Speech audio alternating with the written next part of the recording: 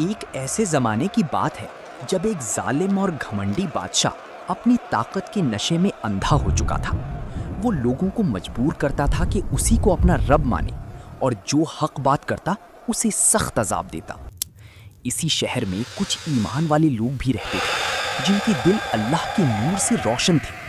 وہ چپ کر اپنا ایمان بچاتے تھے لیکن ہر وقت اللہ پر یقین رکھتے تھے۔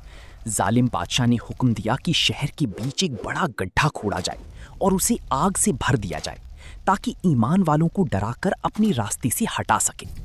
ایک ماں نے اپنی چھوٹی بچی کو سینے سے لگایا اور کہا، میرا رب صرف اللہ ہے، اور وہ ایمان کے ساتھ اس آگ کی طرف چل پڑی۔ نہ ڈر تھا نہ پیچھے ہٹنا۔ لوگ حیران تھے کہ کیسے یہ ایمان والے لوگ موت کے سامنے بھی اتنی پرسکون تھے۔ ان کے چہروں پر خوف نہیں بلکہ یقین کا نور تھا۔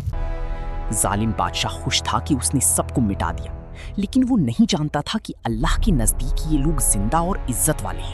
کچھ وقت بعد اللہ کا عذاب آیا اور وہ ظالم بادشاہ ذلیل ہو کر مٹا دیا گیا، اور ایمان والے لوگ ہمیشہ کے لیے کامیاب ہو گئے۔ یاد رکھو، اصل کامیابی طاقت نہیں بلکہ اللہ پر یقین اور صبر ہے۔